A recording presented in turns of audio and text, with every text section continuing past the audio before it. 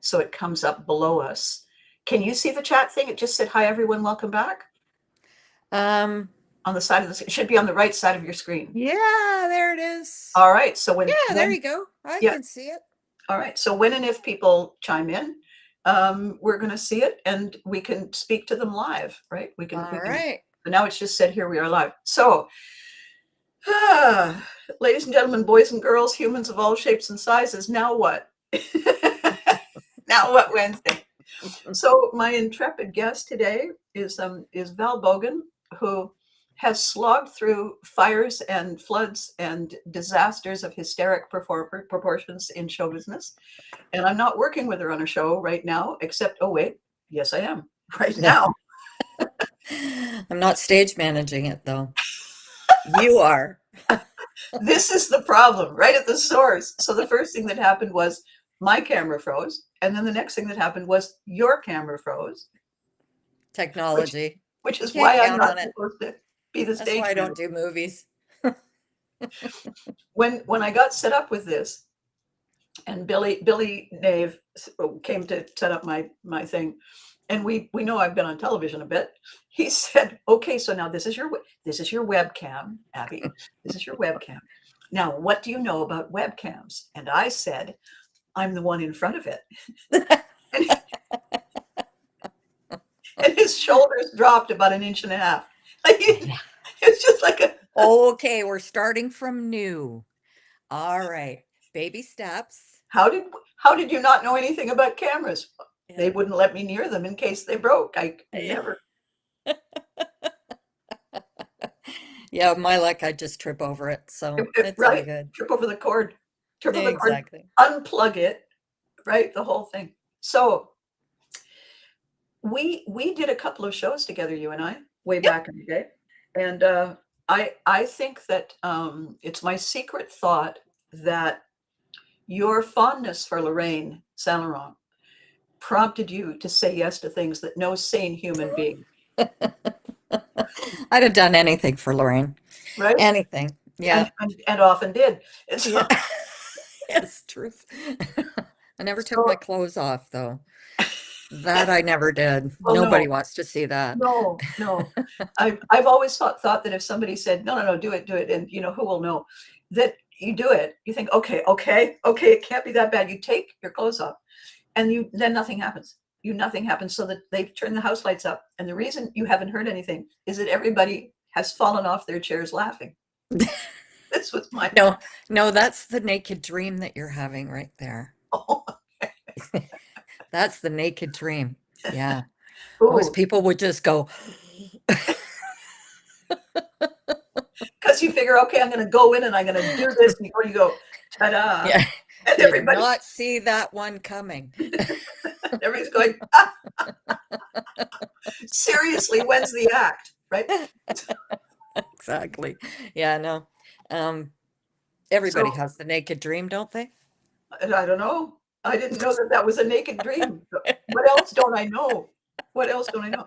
So in the long history of shows that you did with Lorraine, and I did a few, and I mean, she came to direct so many of my shows, and partly because she had the stamina, I think, and she had a really good sense of something that I didn't understand about the way I present, and that is that I'm blessed with a bone structure that makes me appear to be more vulnerable than I sometimes am, or less. But it gives the audience something else to think about, and so she had heard a critic say once of the one of the very first plays I was in, describing the way I had walked across a stage, actually at Ottawa Little Theatre.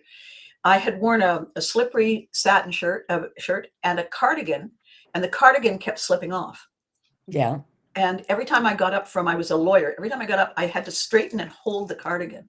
And the critic went on and on and on about how I deftly used my costume to underpin the qualities of my relentless character. What I was trying to do was not look naked and stupid. I was going to say what I was trying to do was was make the best of a costume malfunction. Tottered across the stage in her stilettos. I did not totter, I minced, and there's a vast. You and I, your stilettos. Oh my God. I was can, you, always afraid that you were going to fall off those things. can you see them? Jeebers. Can you see them behind me? Are they behind you? I I've got can't I've got see a butt. anything. I've got a Oh, butt. for goodness sakes. Yeah. Oh my God. You know, Well, I once put on a pair of 4-inch heels in a shoe store, and it had all these aisles, and I was all alone in the aisle, and I put on these shoes and promptly fell on my ass and never went back to another stiletto in my life. That was it. That was the end of it. I wore flats from that day on. Yeah. you Even know, that I'm okay with a heel that's like that, but these suckers, no, yeah, not gonna happen. it's it's a function of momentum, and people don't know this. What you do is you fix your sights on something ahead of you, and you lean because the heel is pushing you forward anyway, right? Uh-huh. Because it's higher than the front. It should I be. believe you. Because otherwise you're wearing them wrong. And it's extreme roots, right? Yeah, And and really, really painful. well, there's that. And then you just keep moving forward, and the minute you stop, you have a problem because momentum carries you through. It's like centrifugal force, right? As long as you keep going. And it didn't occur to me that I would fall down. Ah, So I was, if I don't think about it, what are the chances? Less, because I'm on my way. I can't wear the highest ones anymore, because it's hard on my arch on the ball of my foot. And but aside from that, I can stand in them. I can put them on and stand in them and lean gracefully on something. right. And There you go. people, Yes, it's that's the shot that the money shot that you want there, right yes, there. exactly. So when you worked with Lorraine, so Lorraine, for people who didn't have the glorious opportunity to work with her, had a real understanding of how needy people were to feel anchored and connected and safe, Hmm. because I think it was her own thing. She needed to be someplace where she felt, okay, this is my job, and she felt that within her own roles, her own functions, that was her those were her safety walls, Hmm. right? And that was Hmm. really strongly her, and so she saw it in other people. And that, for me, one of her real gifts was her ability to manipulate the traffic on stage so that people always felt that they were okay. This is my lane, and I'm to go there, Yeah. and my character is this, and she always gave people that sense that she got them in that way. Did you get that same thing about her? Yeah, you know, it wasn't until I became a director that I realized how easy she made it look, even though it's really hard, Yeah, right? I mean, being a director is not an easy thing to do. And I never saw the planning behind it. She just arrived and it was done, right? And yeah, she made everybody feel comfortable. There was I don't remember ever having any conflict or anybody ever saying, "Oh, this is shit," or whatever, right? It's just everybody just arrived, they did the job, and they had a glass of wine and they went home. I mean, it was easy with Lorraine. She was just very, very good at keeping us all happy. She had a great laugh, and we had a lot of fun working with her. So, yeah, I miss that. Those, it seemed like in those days the directors were so experienced. When I arrived at the Ottawa Little Theatre in '88, everybody was just so experienced. And I just sat there soaking it up like a sponge. Of course, I was a lot younger than I am now, but um, darn, now I everybody's a lot. can't even now there are days I wonder if I'm gonna remember where I live, but it's yeah, it was just I watched these people in awe thinking I will never be able to do that. And I've directed a few shows. I'm not really exactly sure that I can do it or that I know how to do it, but I do it anyway. My preference, of course, is stage management, but Lorraine made it all easy, and she made it all, like you say, she made the environment very safe, very collegial, very, happy to arrive, happy to be there, happy to socialize, happy to all of that. Yeah, she was And that's great. where, again, so my childhood was military, and so it felt like, time telescopes. When you're a kid, it feels like every 15 minutes you're coming home from school and there's moving boxes in the living room, and Yeah, they weren't there this morning, right? Because your right, dad got his orders at 10:30. And right, so that means I'm not in the school play next week. No, no, next week where you are is Cold Lake, Alberta. And right. and you think, okay, well, I wonder if they have a theater club. And it's always disorienting. So Yeah, then, always disorienting is the way life is. The assumption is that it's going to be fairly confusing for the first bit, and then with any luck, I'll figure it out before we're moving again. And so I know that as just one of the hurdles, one of the obstacle courses. When I watched Lorraine giving someone something to do, like giving a child something to do when the child is fussy. Sweetheart, can you take this for mom? For Gran, can you take this? Because she's been looking for it, and I'll be right behind you, but can you take that to Gran? She'll be very happy. The kid now has a mission. yeah, The kid is now the star of Mission Impossible. Tom Cruise has yeah, been fired, right? And so they have that. This was my job. I think now every next thing in that child has gone to a place of ownership, authorship, uh, hopefully not entitlement, but purpose and focus and direction.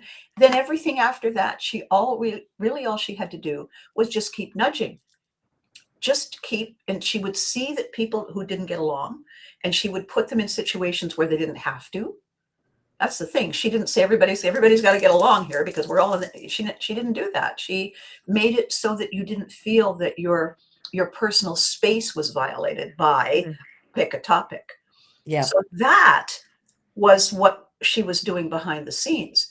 After that, like first bake the cake, then worry about the icing, right? right. And so because I would watch her again, being that military kid, I'm very watchful because I don't know what I'm doing, and I don't think anybody else knows what they're doing from what I'm seeing. Yeah, So, right, so I'm just sitting there observing everything, watching all the time, and I thought, it's a two layered cake with Lorraine. Lorraine gave us a role and a function and a character arc, and then cast us in the play. interesting. She created a world in which, She did. right, the play after that was, did you want roses on both ends of the cake? Yeah, So yeah, that, that's right. right?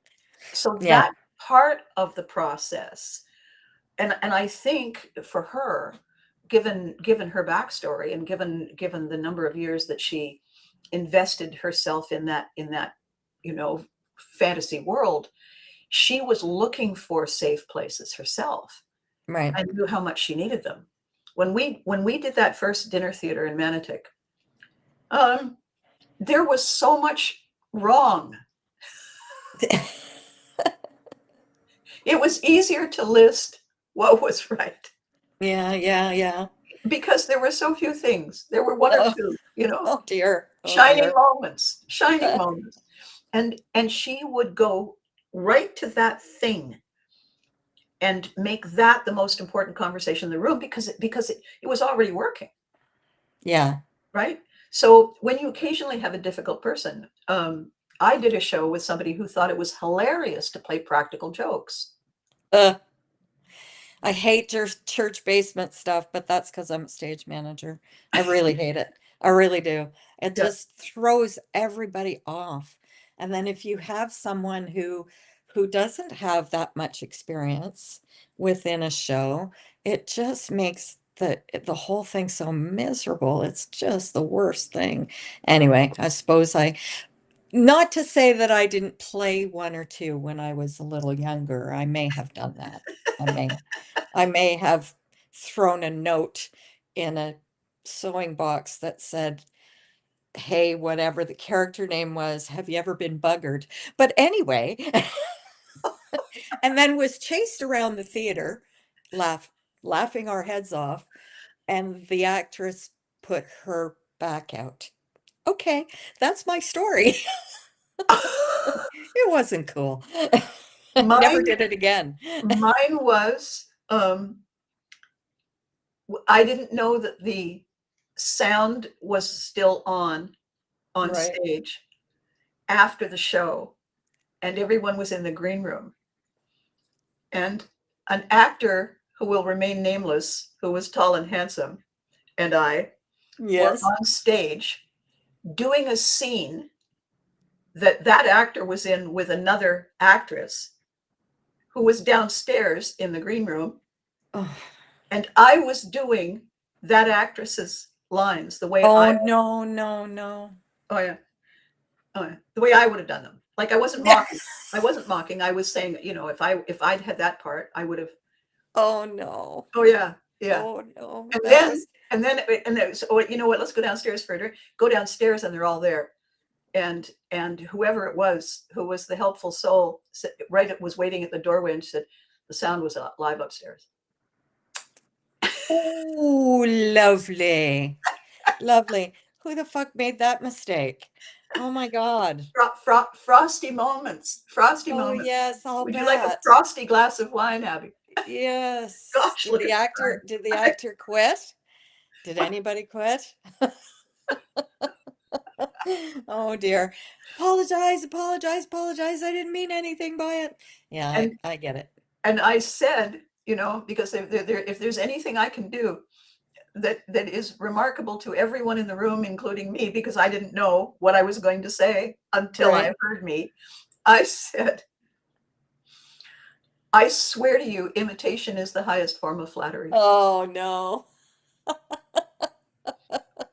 Did you get the are you kidding me No, stare? well, that except without anything, just the dead-eyed stare. So the rest of the run was fabulous. The rest of the run, There you go. because it's fairly early on, and I just so now, is it is this thing on? Am I on? Am I live? But I forget that stuff all the time. And so when you and I did, so first we did a dinner theater, Yep. and then we did another dinner theater, and one of the common threads was the same technical guy who, Yep. with his increasing authority, in direct proportion to his increasing authority, lost his mind. Yes. Yes, I remember. Wonder whatever happened to him. I don't care. And so Yeah, that's honest. I'll stop wondering then. I'm sure we all lived happily ever after. We did. I am. We You, did. so, but when you put people in situations where I thought that was the worst that could happen, but wait, we still have 5 minutes. Yes, yes. When those terrible things happen, you get an opportunity to either fall into it and it is all consuming, or it becomes one of many things that are not going well. I mean, I think that the peak of the worst of what I experienced, and I did that in that time. I said, okay, the saving grace is that I don't live with them, Yeah. because oh my God, how could you live with whatever that is, whatever Yeah. that became, whatever that was emerging to be? But there was an ice storm, Yes. and it was the ice storm of, to this day, the century, Yeah. and even into the new century. Yeah. My son was little at that time. He was, I don't know, he was maybe 4 months old or something crazy like that. I don't know. Right? Yeah. And so then you're able to say, okay, first of all, that, that too shall pass. Yeah. And in the meantime, I don't have water at home, Yeah. you know? Yeah. So let's get our priorities straight. That's And right. Yeah. and that saved me a lot because there's some things you just can't you can't talk to it. You can't deal with it because just before we went live, you were saying there's some people I wouldn't work with again. Mm-hmm. There's some people I would cross the street and not work with again. Like, Yeah. right? Yeah. Because Yeah. whatever that character arc was not helpful to mine. Mm.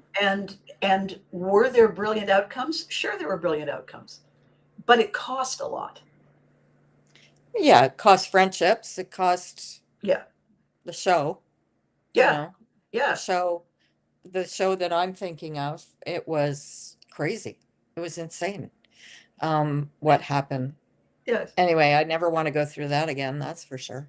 My favorite moment in the stage show It Had to Be You that you love and you have since produced Yes. was the night when the woman sitting at the front table, her phone rang. Oh my God, yes. And And she had a I thought that was during Shirley Valentine no, that that happened. no, No, it was Al and it was I had to on be you, stage. eh? Al Baldwin and I on stage doing our thing, right? The Yeah. phone rings twice and everything stops. And she says, hello. And we all wait. The audience is all, whoop. Al and I wait. She's right in front of us. So Yeah. everybody's still looking at us, but they're really looking at her, right? Yeah. And Speaking of which, that's it. Stop. That's a phone number that I don't know why it rings. It doesn't go anywhere. So it'll okay. stop in technology. And then And then the next thing that woman said will live with me forever, and I want to restage it, and you need to direct it, right? The next thing she said was, not much. You?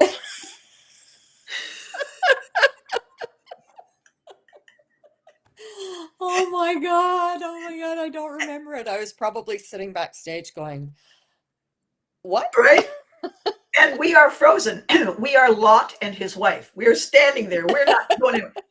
And the man beside, but we can see she's right there. She's right there. She's right there. And beside her at the next table, a man turns around and says, hang up.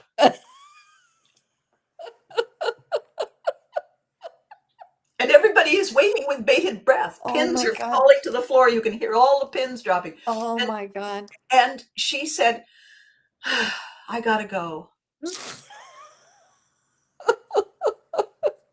I mean, you have to ask yourself, why in the hell did you come to the show? Right?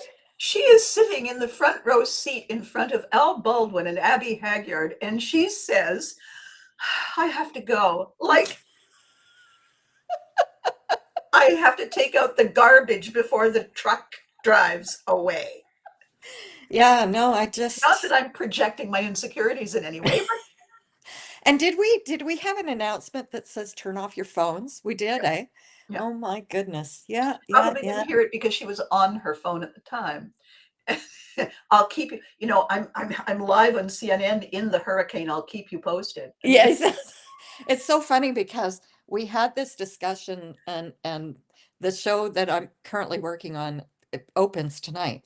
oh my And God, that's so right. yeah, yeah, yeah, Death of a Salesman opens tonight. So um I don't want to interrupt you, but I'm seeing really really fun posts on Facebook on social oh, media. are you? Yeah, Oh, cool. people are Yeah, excited.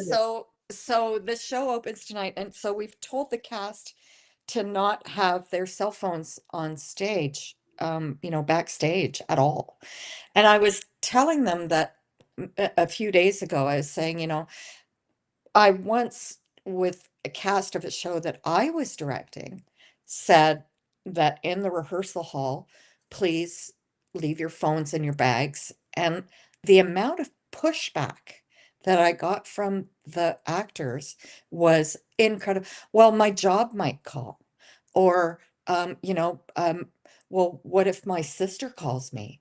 well, I have to check my social fucking media, you know. I mean, just like, I'm just, I was just like, really seriously, people, can't you just for 2 hours put your phones away? Just put them away, right? They wouldn't do it. They Iris would not Winston do to it. Abby Magyar. Why do you do one person shows? Abby Magyar to Iris Winston, because I know the cast will show up. Yeah, well, yeah. That I mean, I just was really, really surprised to see how people reacted to that. And and so I must admit that the cast that I'm working with now are very good, and they did not.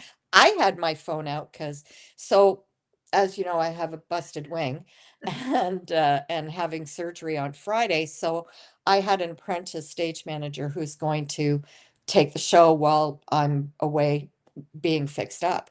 And so so um I was sitting in a chair next to her, not doing anything. So I had my phone out. And then at one point I looked at it and I went, here I've just told 12 people that they can't have their phones out. And here I am, my phone out. So, it's one of those things where you have to practice what you preach. And you can bet your sweet Bippy that there won't be any phone out tonight when I call the show, right? many So, years ago, actually, at the Long Island Playhouse, I invented this thing called the later folder. oh yeah, And I didn't have it like this. I went and got a manila folder because my actors were um, distracted and having a, I mean, you want everybody to have a good time. It's not the road to hell. But you also have to be professional. You have to know when to have the live and in person good time, and now the characters have to take over. And yeah, I and they were chittering and chattering and talking about what they were going to do on the weekend, and I said, "Come with me," and I walked them outside because they'd been doing it, and I was prepared, and I had a manila folder, and I had a couple of pieces of paper inside it, and I said, "Now tomorrow, I'm bringing a manila folder for each one of you." And I took out my weapon of mass construction and I wrote on the outside of the folder later, right? yeah, And then I opened the folder and I took out the piece of paper and I said, and to the worst offender, I said, write this down. And so I gave him the pen and I said, the audience didn't buy a ticket to hear me talk about the ball game. Write it down. yeah, yeah, yeah, yeah, yeah, And and he said, listen, I got the instruction. Okay, I'll do it. I said, no, no, no, no. I don't want you to, I want you to want to do it. Write it yeah, down. yeah, I wrote it down and I said, okay, now put the piece of paper in the folder. And he did. And I said, now let's all walk to his car. And I said, open the car passenger side, put the folder on the passenger seat with it saying yeah, later up, close the door, lock the car. yeah. Where's the ball game conversation? He said, it's on the front seat of my car. And I said, good then. Let's all go into the theater and do the show. It's really interesting that you say that because in addition to the no phones, Joanne Farrell, the director of Death of a Salesman, wonderful director and a great lady, and she and I have partnered up and created a new production company, and we're Yes. doing yeah we're doing the Cripple of Inishmon at the Gladstone in May next year. So little plug for our little Large plug list. for And, us. and the theater company is called, did you say Tullamore? Tullamore. Tullamore. Yeah, Tullamore. It's an Irish play, but anyway, aside from that, we can talk about more about that if you want. Yes. Um, but she basically sent out an email to the actors, and it was really fascinating. And I'm going to keep it because I think it's useful. And she had, Farrell's rules, and it included the moment you're in costume, you call each other by your character names. Absolutely. The moment that you're in costume, you no longer talk about your day. You don't walk in saying, I'm so tired, because that just brings everything down, right? I Yep. mean, it was brilliant. It Yeah. was just really clever stuff, right? I love And I Farrell's thought, rules. right? It's just a really great way for the actors. I mean, Death of a Salesman is not an easy fluff piece here, No. right? It's heavy duty theater. It's, Pulitzer Prize winning writing by Miller. I mean, you Yeah. don't mess around with Death of a Salesman. Who do you think you are? You, Yeah, well, right? you know, I Yeah. mean, so when you walk into the theater, and another thing that she said is leave your ego in the lobby. Yeah. I mean, don't bring your ego in with you because And it won't serve you well, and right? the one add on to tell her is that telling yourself these things doesn't register with the subconscious survivor brain. Writing it down by hand, Until you write it down. Yeah, yeah, right? yeah. So, That goes there. And oh, by the way, she's then able to say, "Do you have your Farrell's Rules book? You do. that's right. Let me see what you wrote in it." You I know see. what? As a closing night gift, I might just have to give her one.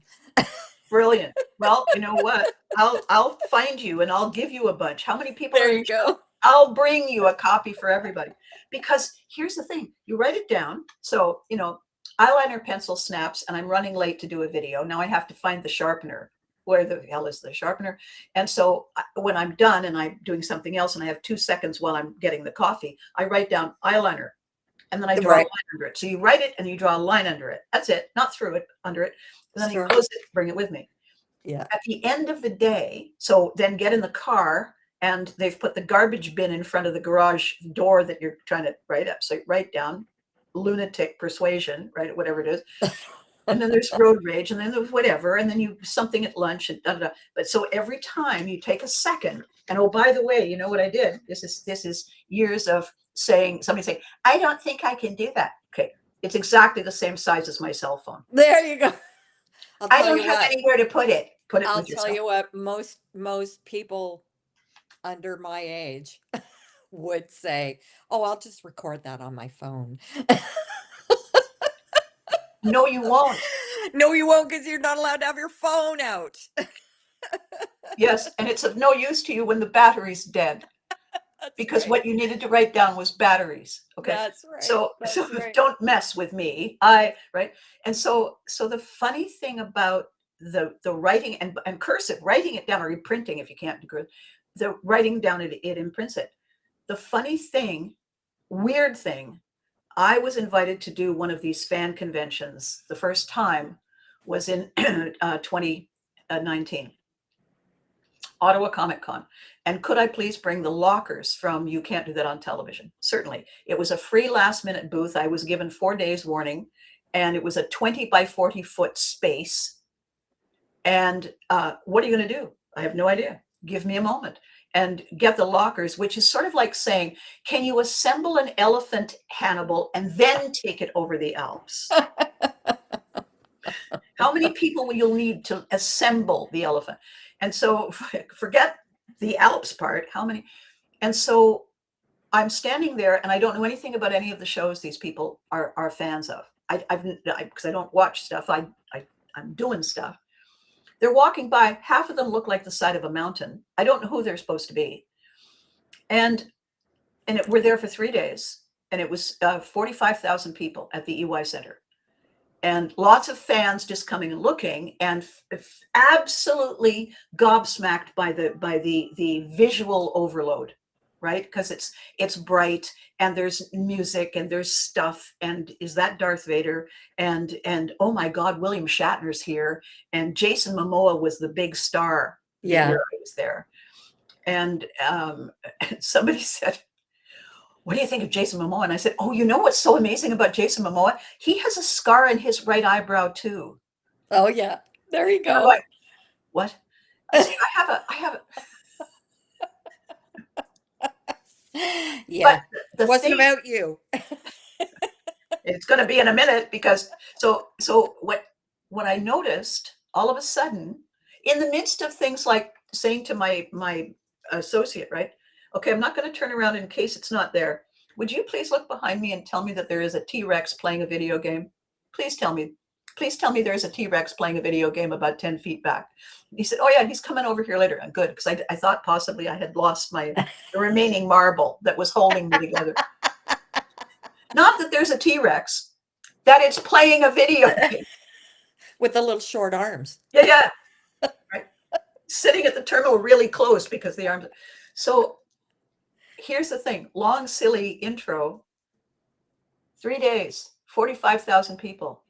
Nobody on their phones. Is that right, eh? Only to say, I'm at the booth with the lockers and there's a T-Rex playing a video game 10 feet away. They weren't taking pictures? Only that, like only telling people where I am and only saying, can I grab a picture? Right. Nobody was dissociated from the moment for 3 days. Wow. And it hit me probably mid-afternoon on the Saturday, which is like bedlam on steroids, right? And nobody, everybody fully present and accounted for. Right. And I thought, I don't know what I'm seeing here. And when I went to talk to the chap who, in a moment of insanity, said he would run Ottawa Comic Con, and then he also runs Montreal and Winnipeg because he's clearly lost his. And I said, what is it? And he said, events like this, for the people who are invested in this experience, are the reason everything else is okay. They should have a Playmacon. I love it. Because they don't have that for theater. They should. Walk around. Unusual props. I really like it. We could walk around. It sounds like the Critics' Choice. We could walk around watching people messing up everything. Like everyone is a what? It's not the a play that goes wrong. It could be yeah, what is it called? A diorama. I was about to say a diorama. diorama. Like every booth is a diorama of some unmitigated disaster, right? God knows we've had a few. I remember one time I was doing a play. I think it was 2 into 1. It was a farce anyway. And there was a tea cart that I had Corel dish. I was doing props for it and I had Corel dishes on it. You asked me this the other day, embarrassing moments. And at the OLT, the wings are, part of the stage, and then there's a part that's concrete. And I picked up a plate. It was a Corel dish, and promptly, I guess I dropped it, and it, you know how plates do this, right?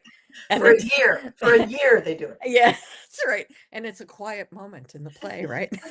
And it's go, whoa, whoa. It didn't go smash. It just whoa, whoa, whoa. It was like 18 wheelers, right? Going through this whole whoa. And every eye backstage just went, what? Right? I'm like, I'm sure it only lasted for like 5 seconds, but No, it felt like there were just like a whole highway full of 18-wheelers going through this out, right? So yeah, that was one of my most embarrassing moments. that that that happened. well, because everybody's turned to look. Right. Oh yeah. I was like, oops. And So, wait. They're all waiting. All the oh audience is yes. waiting. Yeah, well, are Everybody's you waiting. not going to do something about that, Val? What is it? It's physics. I can't. The laws of physics are the laws of physics. And of course, if I stomp my foot on this dish, it's just gonna go. Oh yeah. Oh Could we yeah. get a Good different fun. sound effect? Could we get a faster sound effect? Could it? Fun times. Yeah. Oh yeah. It's too bad I didn't put I don't think we had phones then, actually. So I couldn't even tape it. I did a show. I did a show with an actor. who was an extra in the show. I was born yesterday, actually. And Oh, yes. so other than the clash of the titans uh, going on between the director and myself, all the way into, through, and out the other side of that production. I know what you're doing, says the director. Good, me too, says me. Happily, you're not the one on stage with me. Yes, that's right. See you later. There was a, Yep. there was an extra, and a big scene, and so all the characters were on, and he's playing either the driver of the thug, the leading man, or his bodyguard or something. And he's there in his zoot suit with his fedora hat and everything. And so there's a conversation going on that he's not paying attention to because he's just the driver.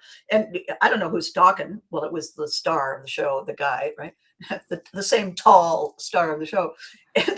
And he decides that it wouldn't look, the audience would wonder why the driver was just standing there doing nothing. So he turned and fixed himself a drink from Yeah. a bar cart, right? And then he put 3 ice cubes in it. And then he stood there rattling the ice in the glass throughout the speech being presented, the monologue being presented by the tall, handsome star of the show.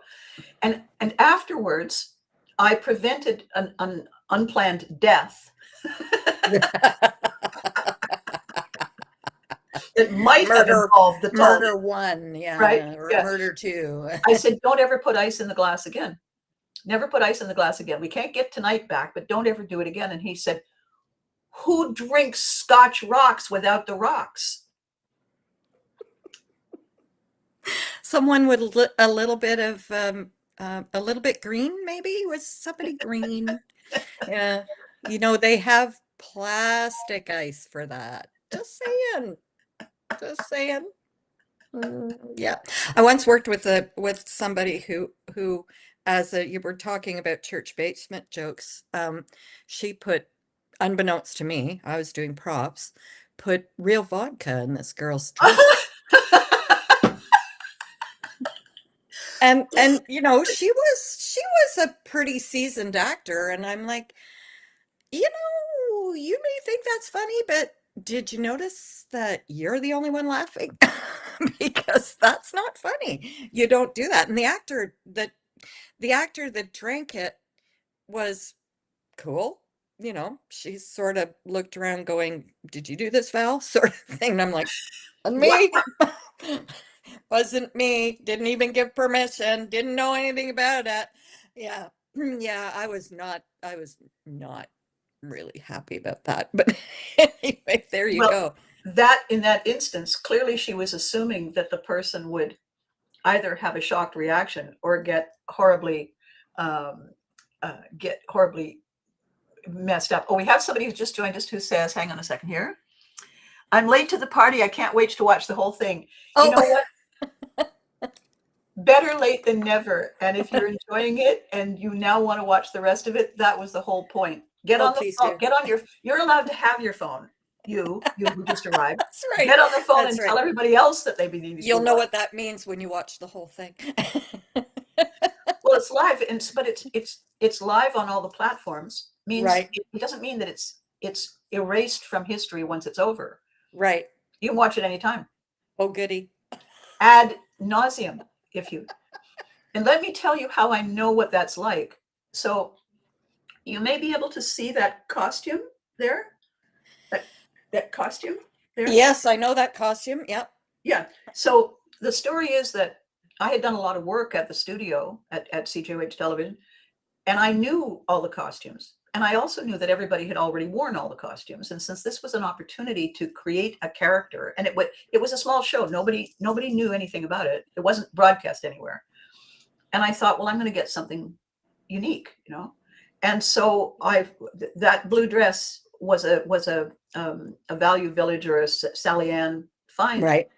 And I saw it and I held it up and I thought, well, that's unfortunate. And so let's try it on.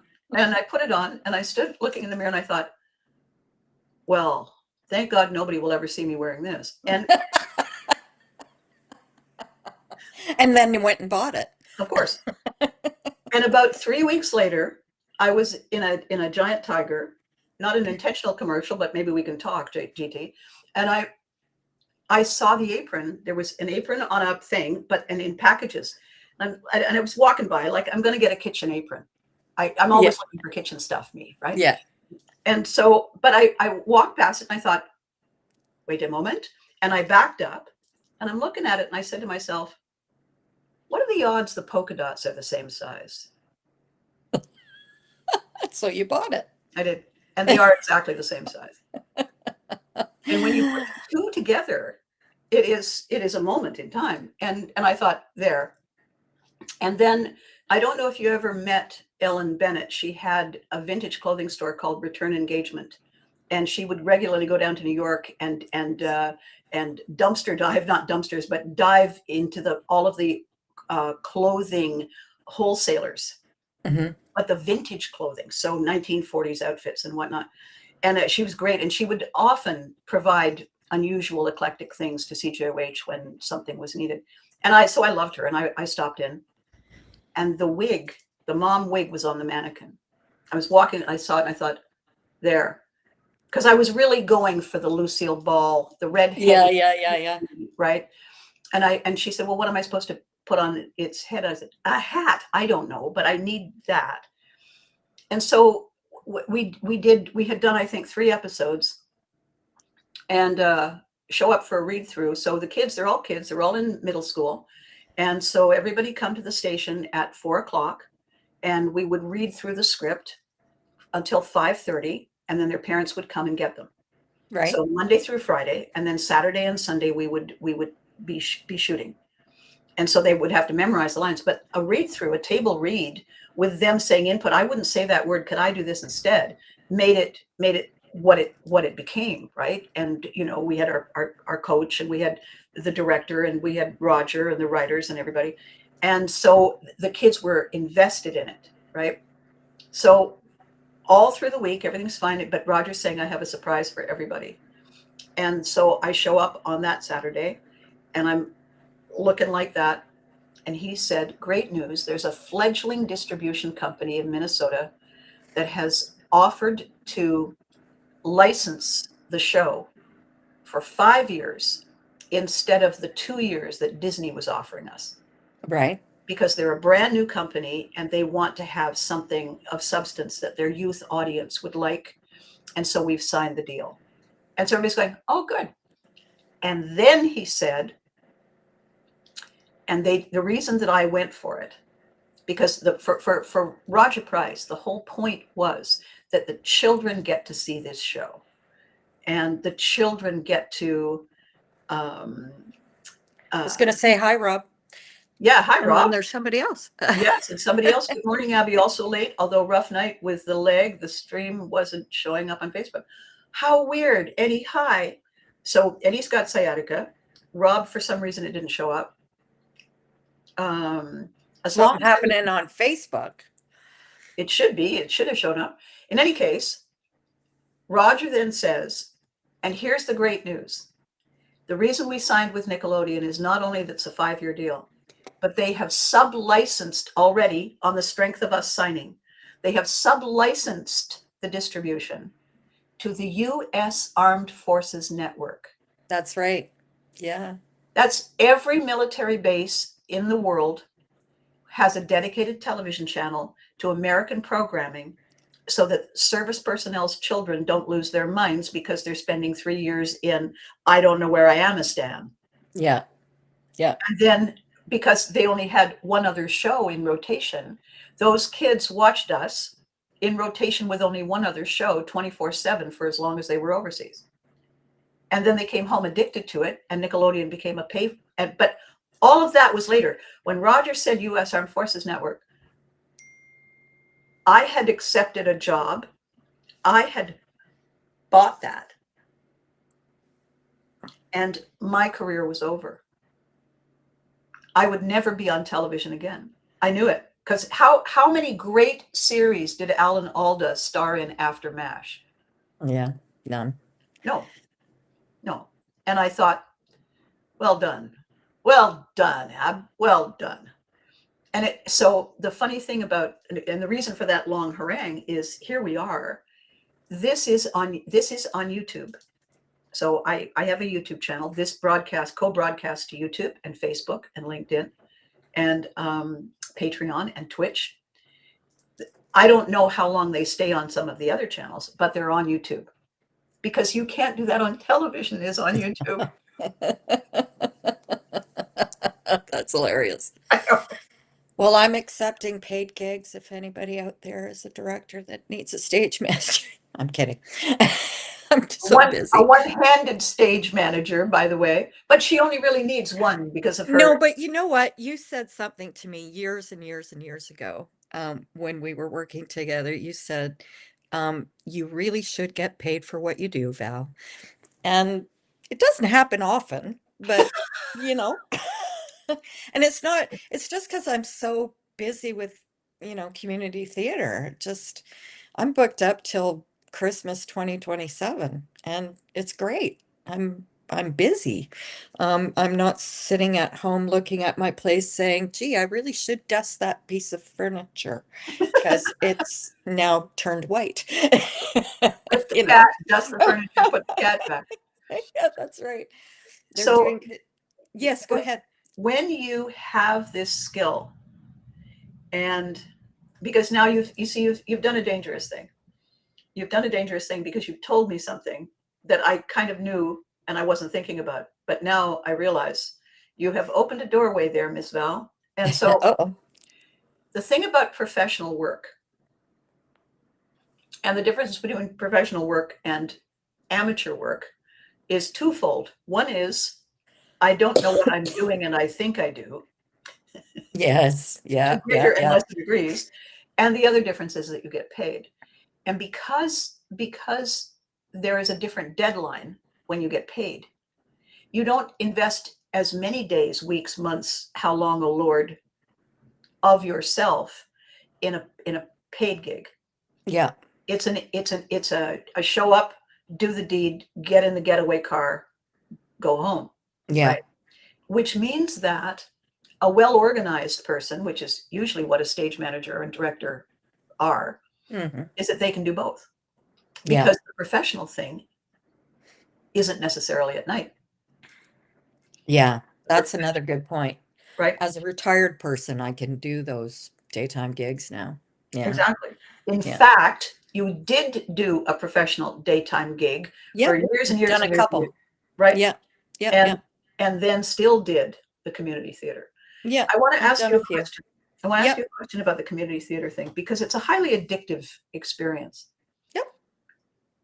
What is it that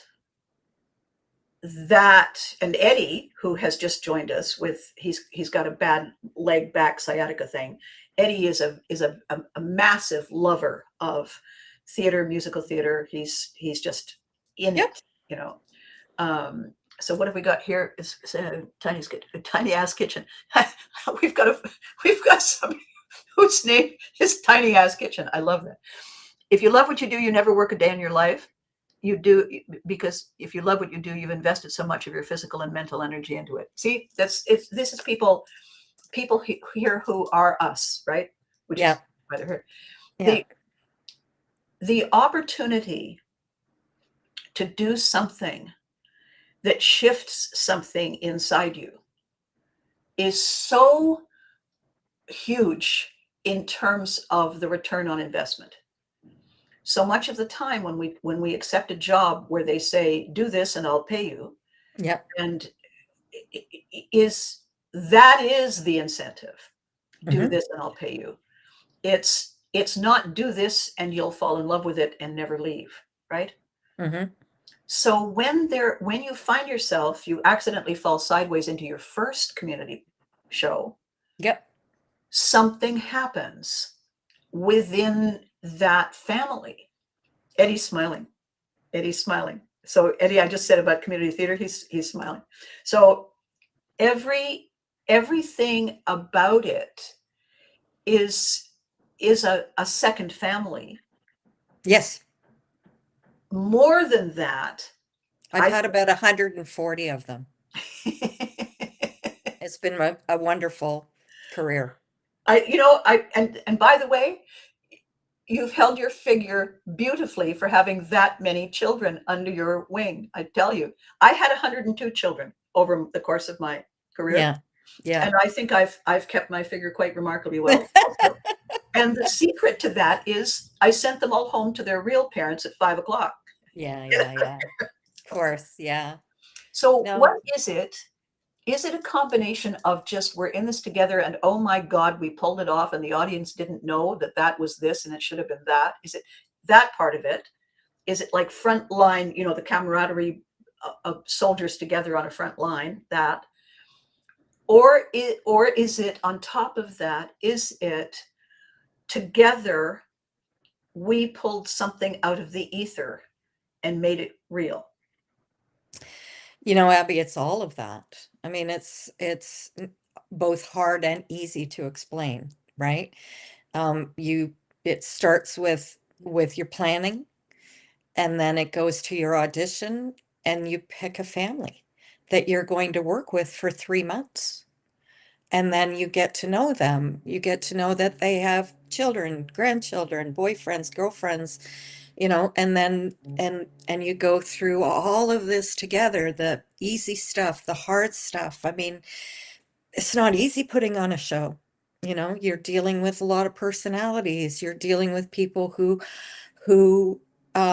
don't necessarily have a lot of experience, and they're excited and learning for the first time. You deal with people that are shy. You deal with people that there are a lot of people that are introverts in theater, and I am an extreme extrovert. So you have to find the balance with all of these people. I'm a peacemaker, so I think maybe that's why I'm good at my job. There's nothing like, I have a big family. I love my family. Yeah, I had a great upbringing. I had fantastic parents, all of that.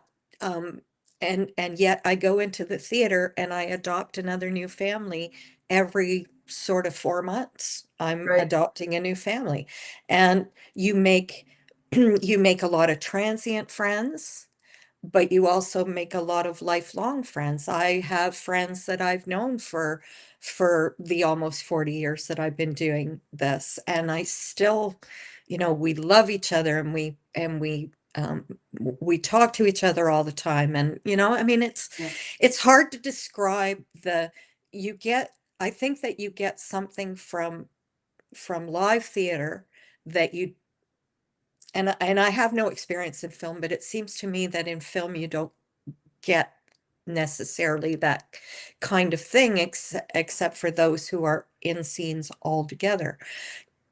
I don't know. Maybe I'm talking out my butt. you're I not. don't know, but You're but absolutely but right. You're absolutely right. And the other thing, of course, is with the live theater, the other half of the performance is sitting there interacting and reacting with you.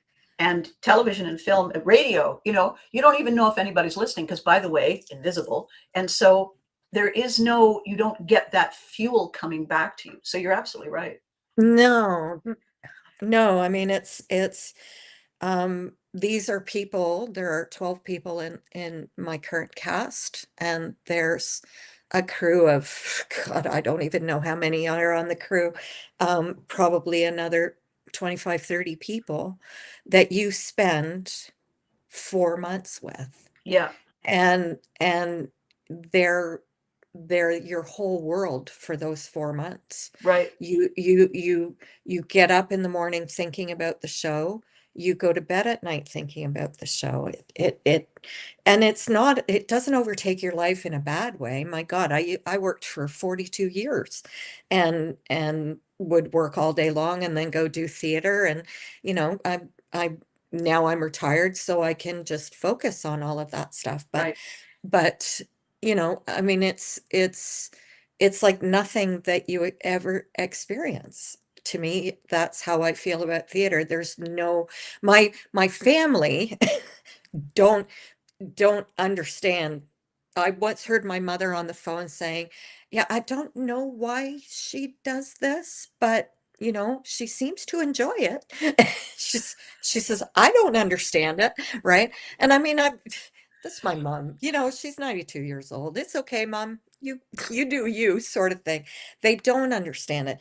My sister, I have a sister who recently passed away, and she was really the only person who understood that this was something that I needed in my life and that I enjoyed, because the people are some of the best people that I have ever known in my life. Right. And I will forget them because I'm going to have dementia one day, but you know what I mean? I will, I like to think that I'll never forget that I did theater.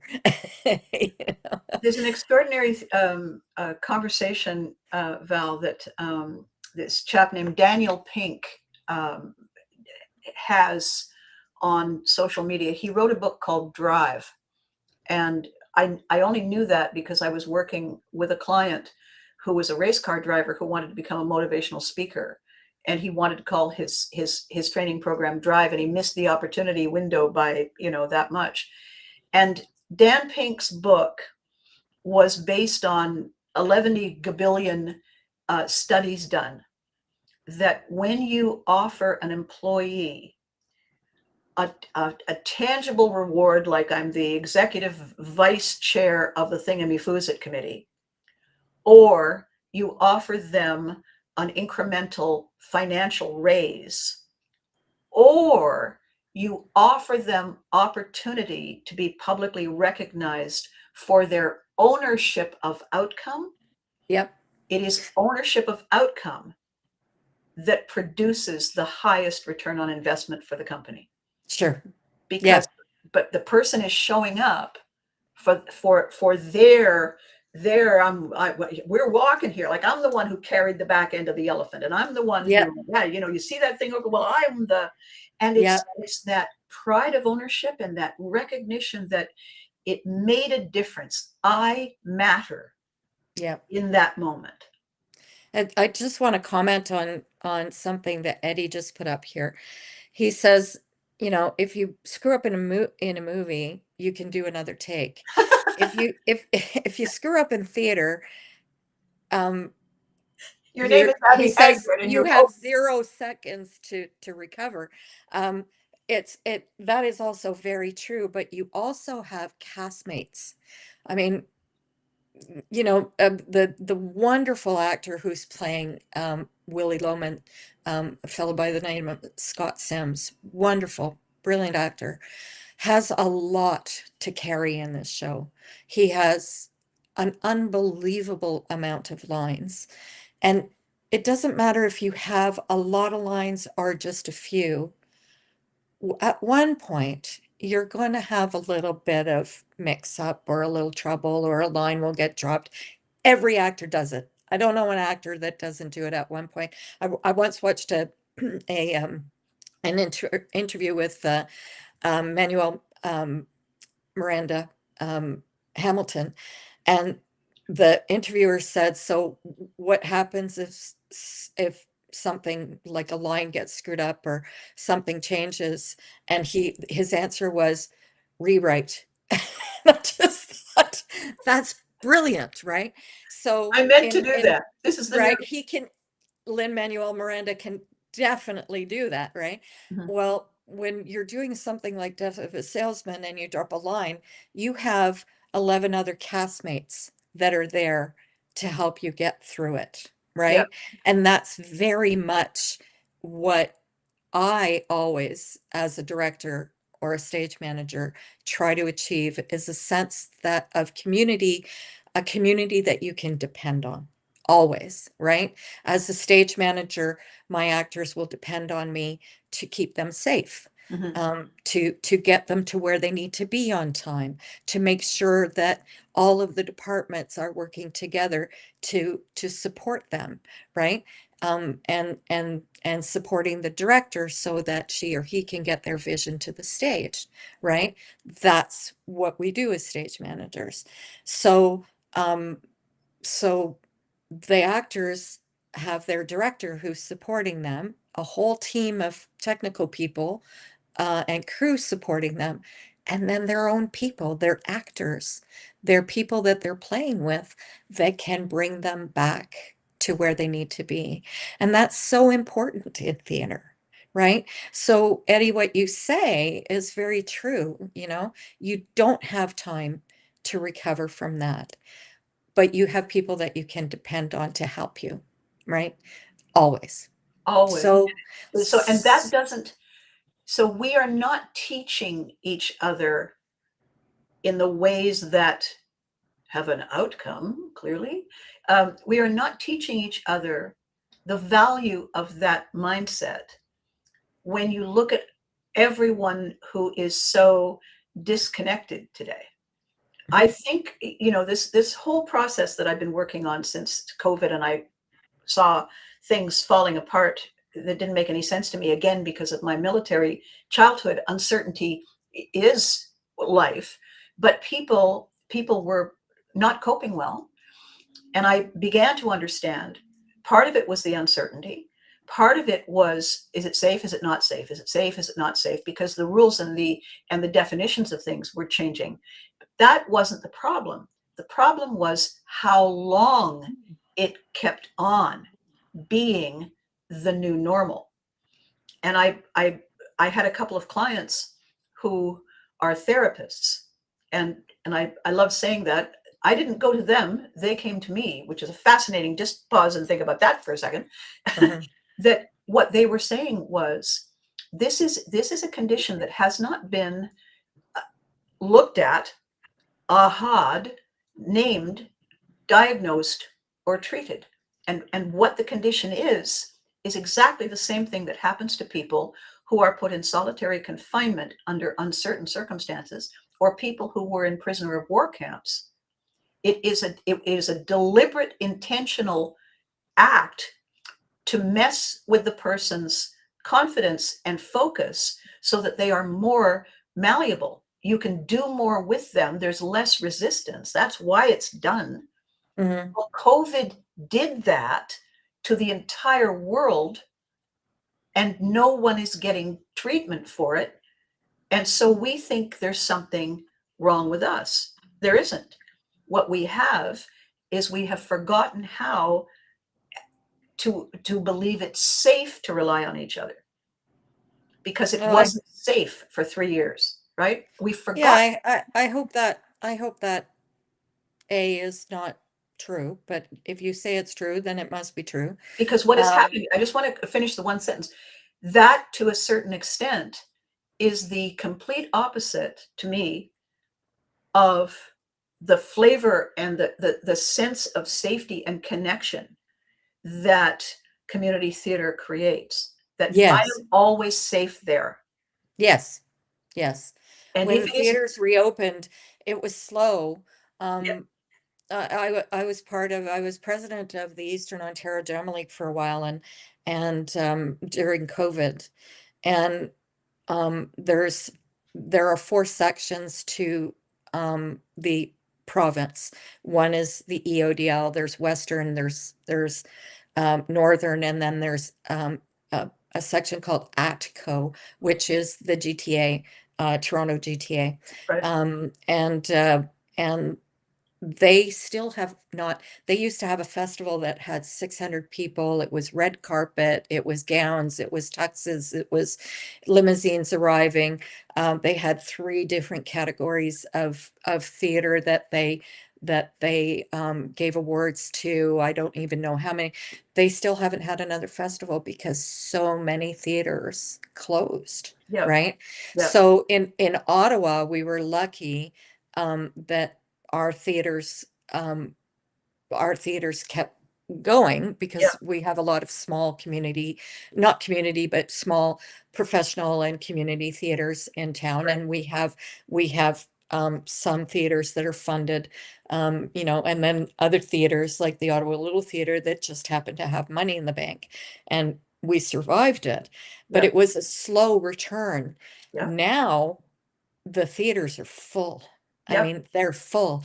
And the Gladstone, for instance, which is a roadhouse facility for theater companies, is packed. Yep. You have to fight for space in there. Yep. The GCTC is now renting out some of their studios and or some of their spaces, mainly the the Meridian has a studio that they also have a 900 seat theater, but there are it's Roadhouse style as well, but you have to be really big to fill 900 seats. Yep. The NAC is packed all the time. Yep. Broadway across Canada is selling well. So we're really fortunate that people feel safe. And I think that we have created, as a community, we have created that for people. We have said we're okay, and we have something to say to you, and we want to entertain you, and we have air conditioning, so come on in. So you know what I mean? And So it's not a hard stone bench on a hillside where you wish exactly, you were right? dead. It's a plush Ex seat, right? And indoor exactly. toilets that you don't have to Yes, go that's right. downstairs to. That's right. There's a And there's place never enough bathrooms in a theater. I'm just gonna put that out there. there's a place in the Byward Market. I went to have lunch and I said, "Where's your bathroom?" And she said, "Oh, you take the stairs." I swear to God, straight face, this woman says to me, "Well, you take the stairs there and you use the catwalk." And I froze at the word catwalk. I said, "The what?" And she said, "Well, the catwalk." And I said, why am I using a catwalk? I've been at the Ottawa Little Theater. I'm not using it. And she said, "Well, because our bathroom is in the restaurant across next to us." Oh, okay. And Was I it said, "Really? How did you get a license? there you go.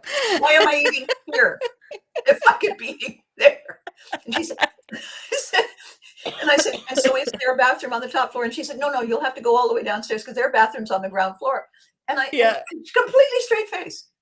It's not like if I were working there and I say, "Okay, here's the thing. I'm just going to give you, right? Why am I going up these stairs on a catwalk to go downstairs if I can just go outside and go around and go in the front door?" Yeah. Yeah, yeah, Right. yeah. What So, the hell? right? What the actual hell? We keep getting these messages here. If you want Isn't a it wonderful? sink to wash your hands, forget about it. This is We have sinks.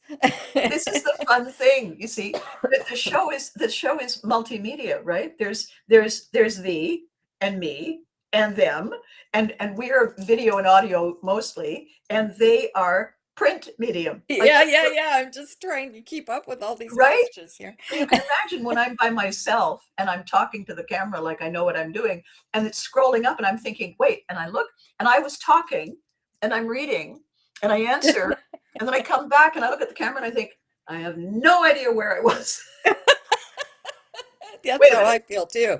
Whoop. Um, So in the glories of early dinner theater, it's a wonder really that I have ever done anything twice. Now that I think of uh-huh. it, because the first time has always been such a dear God in heaven, what the hell was that, right? And then I do it again because the That's first dinner that's theater what we was call a glutton, not a gluten, a glutton for punishment. so Um, what does the reviews are in this broadcast? I mean, Abcast is a hit. Yay! What a team! what a What a, team, huh? Huh? thanks, Eddie. When I reached out to Val and I said, "So I'm having this idea," Oh, and that's Val made not the Eddie. hideous mistake of saying, "Oh, that sounds like fun," and I said to myself, "Oh, she has no idea what she's just done," and I'll just keep smiling while I'm talking to her, and so and then for the rest Yeah. of you who don't know the trajectory of this, I said, "So, at the end of the conversation, any chance you would care to be my first guinea pig?" She said yes. Instantly, she said, "Yeah, I'll do that." But then you know what she did? She had second thoughts. And the degree of her second thought was she literally threw herself off a stage riser and broke her wrist. I did. I did. First time Because, in almost 39 years that I've done this, well, but it's I because did. Val can't say no to me, so she had to find a way Just that one day. I think I might have been high. on a riser. No, no, I might have been high on that Wednesday that you wanted to do it, so it Oh, might I have see. turned out to be a whole by high I mean I was on drugs for the Pain pain. medication, I'm absolutely. not I don't do drugs. No, But anyway, um so so yeah, it's gonna be they're gonna do surgery on Friday. It'll be fine. It'll be fine, Deb. I will be back in the big chair on Saturday. absolutely you will. So I I'm want you to saying that. know that, Val, there's a lovely, among all the lovelies who are um, observing and critiquing us and giving us our 5-star ratings. There's a fellow named Rob Bow who Hi, had Rob. um, who has a brain injury, and the accident, when he explains it, sounds like something you would stage for a sitcom. Oh, like me falling off a riser. Yeah, Okay. hitting himself in the face with a door. Oh my gosh. Yes, and then falling Oh, on wow, wow, concrete. wow, wow. Yeah. And then after that, life is never the same. Life is never the same when you have an existential alteration of Yeah, some kind. Well, life is never the same every day, every minute, but we don't notice those small things. But a sudden big thing, like I don't know this anymore, and that thing that I automatically was brilliant at, I can't begin to do. of So course. Rob has a podcast that he does. It's called Life Rewired. Isn't that Oh, interesting? yes. And so it's a YouTube thing. And this is one of my non-commercial commercials. The more subscribers he gets to watch it, YouTube sends him some money, and so Yeah, he's got a job. But the thing with any kind of significant alteration to how this machine operates, you're never entirely sure that you're going to be able to continue to do this in the way that people have an expectation of. So this sure. whole life rewired idea is his backup plan, and the more people who watch, the more support he has. And what his podcast is Like and listen, folks. Yep, go on. yeah, he interviews people who have had accidents that have caused some sort of brain injury. Right. And he's got a huge following in Africa, South Africa. He's got a huge following in all these different countries. And Wow. thanks to the internet, thanks to the glories of technology.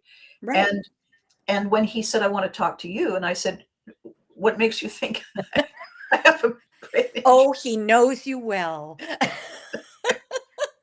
Well, there was that one time. And because, I've often said people who write for a living were dropped on their head as children. Yeah. People who get up on stage and perform what they wrote were dropped twice. Yes, that's right. So, and how Pick me, Monty. Yeah, because how do you know why they didn't like it? Like yeah, you've got two opportunities for complete rejection and insecurity, right? Is it yeah, is it what I wrote or the way I said it? Like, but is it both? Oh my God, what do I? yeah, yeah. And so the beautiful thing about what Rob is doing is, and he does these little short reels on Facebook. He'll just pop on and tell you something for 30 seconds and then go away. And he's got all these people who love that because basically what Rob addresses is the inner loop tape that we all have, which is it just me? Right. And the answer is, in Hell most no. cases, if I said it to Lorraine, she would say, yes, it is, knock it off, right? She might have. Oh yeah. She might have. Yeah. Yeah. I could see her doing that. I once heard her say to me, it'd be fascinating, and I'm looking forward to it. And I said, what's that? And she said, hearing you do Shirley Valentine the way it was written. I remember that. You remember Yeah, that? Lorraine was the only person who could control you without you feeling like you were being controlled. It was fascinating to watch. I said, I say all the lines. And she said, eventually. And what we're going for here is the order in which they were written. Well, anybody can do it that way. Clearly not anybody can do it. Oh, she was lovely. That was a great show, by the way. I'm just saying. Yeah, yeah, So, yeah. so the wonderful thing about disasters of epic proportions is, and again, this is part of our conversation because, now what Wednesdays, now what? When I first said now what in one of my abcasts, Rob was the one who said, do you know that is the 2-word shared phrase that everyone with a traumatic brain issue says roughly every 15 seconds? Now what? Now what? Because they Yes. thought it was going to be this and it isn't. That's been a tagline of yours for a while. That came out wrong, didn't it? No, no. Somebody, so- somebody said, what now? And I said, no, it's not what now. And they said, what's the difference? And I said, I will tell you the difference because I have lived the difference. So when you're trying to do something and the phone has rung 49 times and you have had to answer it because it's your phone and it now has rung again, you say, what now? Okay. When you are waiting and every next moment in your life depends on the phone ringing and it has not rung, now I'm going to date myself. You pick up the phone and there is a dial tone, Virginia. There is Ugh. a dial tone. You know that they did not call. Yeah. And you say, now what? Now what am I gonna do? Yeah. Yeah. And the person I was saying to said, you've lived a very scary life, haven't you? And I said, come in and sit down. Yes, that's right. Have I got a story for you? Yeah. Yeah. Iris Winston, the second question she once asked me, other than why do you do so many one-woman shows, one-person shows? The other, she said, where do you get your material? And I said, mostly I wake up. Occasionally, I leave my house. That's right. The material is Exactly. waiting, all excited for Yeah, what we're yeah, going to do yeah. today. Pick me, Monty. Yeah, it's just it's just another Tuesday, isn't it? Really, in a way, right? It's like So people say things to me and I say, yeah, just another Tuesday. Whatever. I want to say one of those things that you sort of look at yourself and you think, how did you do that without realizing you were doing it? Right? It's the synchronicity thing. When I wanted to call it Now What Wednesdays, it's because I love the phrasing of it. Now What Wednesday is a better flow than Now What Thursday afternoon, right? It's Yeah. the thing. After I had decided and after I had said it's Now What Wednesdays, after I realized I had one of those little blink moments. You open Friday. The final tech dress rehearsal is Thursday. Wednesday, Wednesday is the night you're really not ready. Oh yeah. Oh yeah. There's a saying that we have in community theater, and that is, when people say, "So is the show ready?" And we always say, "Yeah, it'll be ready by closing night for sure." Right? And when you people ask you, "So I want to see the show," and you say, "Yeah, you might want to see it in third week instead of seeing it on opening night." Just saying, right? Just just in case. That is showing so little, So that is showing so little belief in this yeah, yeah, yeah. invention. Believe me, there are shows where I say before we even leave the rehearsal hall, I'll say, "Yep, this is show. We got a show. We're ready. It's going to be okay. We just have to add the tech. We'll be good." And then it all falls apart in tech, right? Or whatever. Or it's just fine and we're ready. But a lot of shows, I say, God help me. I wish I had another week. But you do it, and the show goes on. And I once did a show. Do you remember? Oh, he had a show on CBC, a jazz music show. Al, was it Al? Anyway, Yeah. neither here nor there. It was on CBC radio. Anyway, he at dress rehearsal, it was the man who came to dinner, and I was playing the nurse, Miss Preen, right? And I'm the first one out on stage, and then he comes out on stage in a wheelchair. He's playing Sheridan Whiteside, comes out on stage, and he starts to talk, and he drops 6 pages of text, like not a line or two, 6 pages. There was a So, loop in the script then because, right, it was a line and then a line. right, Yeah. oh, about, I would say there's like 22, 23 people in the cast. I would say that 15 of them did not get their entrance. So when they showed up later in the show, everybody's going, Who are you? uh, who's that? Right? So, so, so, and so he went from me bringing him out in the wheelchair to him yelling at me and sending me off stage, right? And so and the director is sitting in the basement watching this on the monitor going, "Get off the stage, Val. Get off the stage." Right? And I did, but I had that moment of, "Oh fuck. What am I going to do now? Okay, I Leave. better go." Exit. It was literally exit stage right. So off I go. And I get backstage, and everybody's just like, "What are we gonna do now?" I don't know. I I'm don't care. 26 I'm not years on old. stage. I'm 26 years old. It's my first part. I have no freaking idea what you're gonna do. But have fun with that, right? Then we get to, and we're all thinking, "Oh my God, opening night's just gonna be an absolute gong show," right? Opening night comes, and we're all like this going, "Ah, Yeah. Yeah. what now?" Yeah. And or now what? Um, and he was letter perfect. Of course he was. The reviews, Charles Haynes was un he was over the moon, thought it was the best show he'd ever seen, right? None of us went to Charles and said, "Charles, you know." No, no, No, we no. all just soaked it in and said, "Yay." But it was, yeah, it was a bit of a shit I show. meant So to they always say bad dress, great opening. You So, hope, yeah. I have a quick one to tell you. I wrote a show about Dorothy Parker, and the assumption was yes.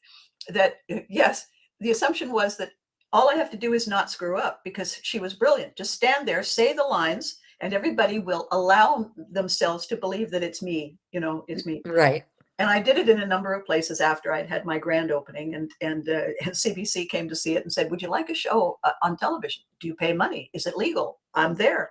Anyway, I was invited to do it at a small supper club called the McDonald Club, Yeah. and it was upstairs. And I had many malfunctions in that upstairs room, of a variety of catastrophic proportions. But this one, so there's a bit in the Dorothy Parker show. Um, and it was based on her short stories and her poetry, and then basically the trajectory of her life. And so it's a monologue. Here I am, I'm back, and I'd like to talk to you. And then she would segue into her bits. And there was a short story called The Telephone Call, and it's a conversation a woman is having, gradually losing her mind because the man she's besotted with has not called, and she is going increasingly out of her mind, trying to stay controlled. And she says things at some point where the phone is, I put on a stool over there with a light shining on it. And at one point she turns and yells at it from 10 feet away. "It would really hurt you to ring, wouldn't it?" So that's how far she's gone. Anyway, the line is, the line is, "What if he's dead? What if something happened to him? What if he's dead? I wish he were dead." No, you see, no, no, no, no, you see, because if he were dead, he'd be mine forever, and I would remember only the lovely times. I wish he were dead. I wish he were dead, dead, dead. At which point, a man in the front row clutched his chest, hurled himself up out of his chair and went, "Ugh," and fell face down in front of me. And died? No. They resuscitated him. And my stage manager said, "Get off the stage, get off the stage, get off the stage." And as I'm turning, his wife said, "I think he is dead."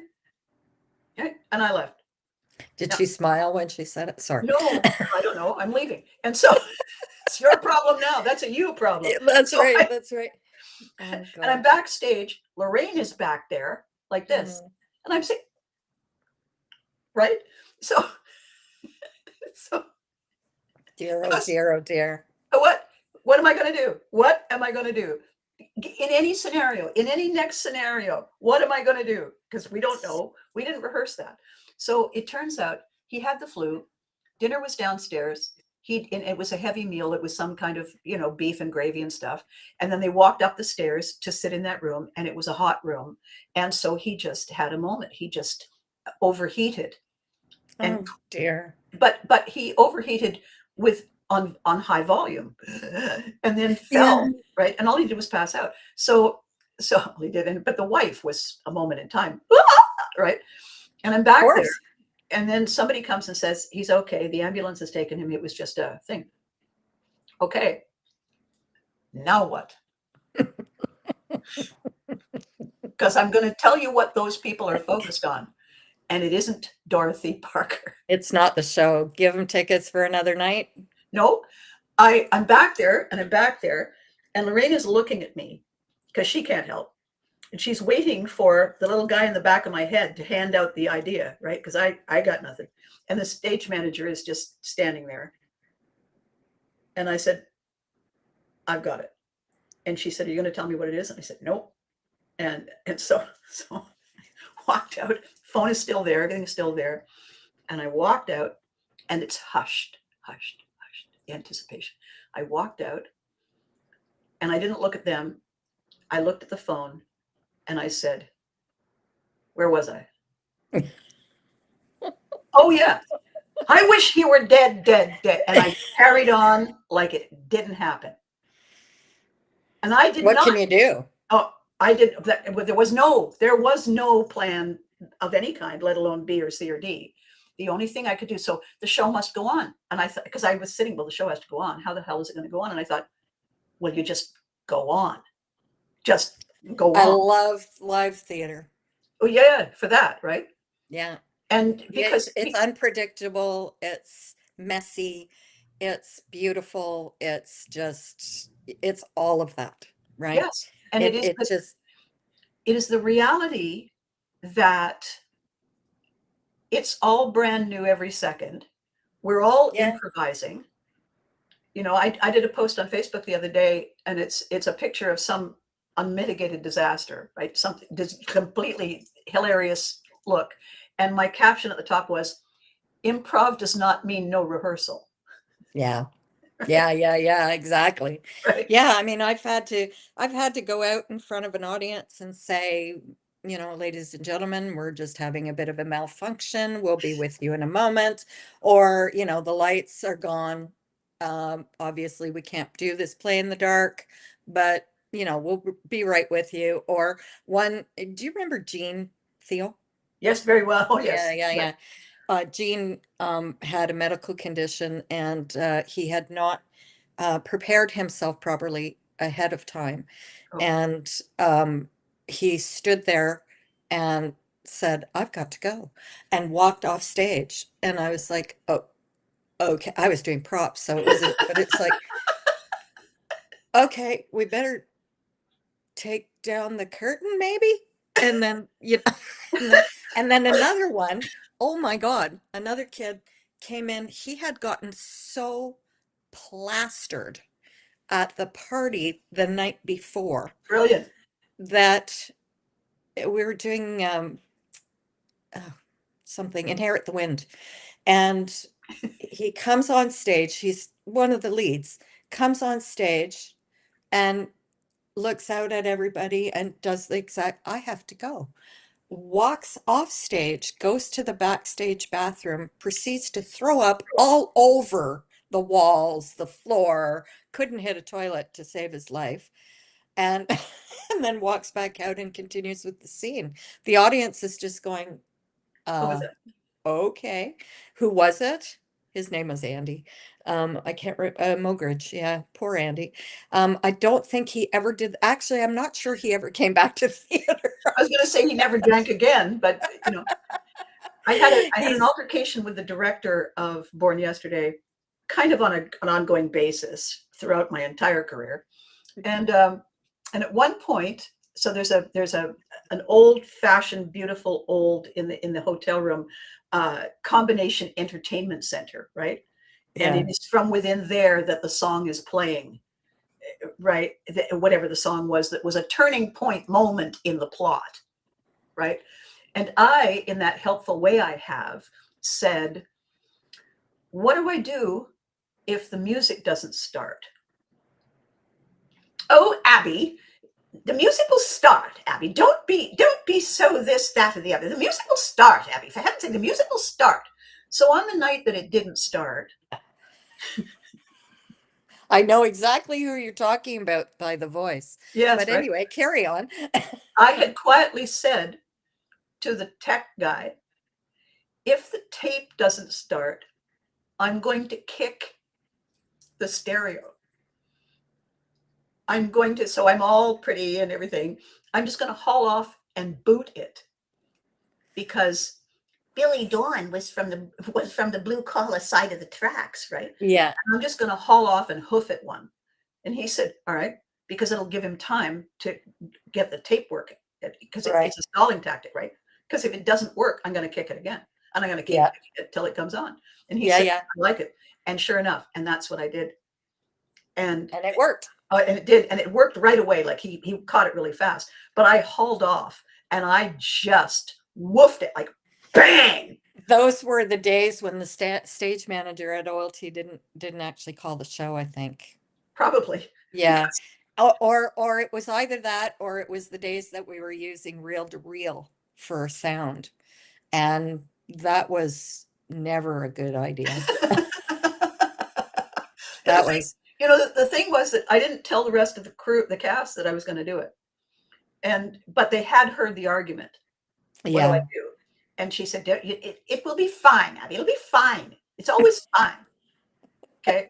And I Until it's not. until it's not. And I didn't say, here's what I'm going to do, because I just thought, you know what, I'll just do what you do when a thing doesn't work. You hit it, right? Yeah. You take, what is it?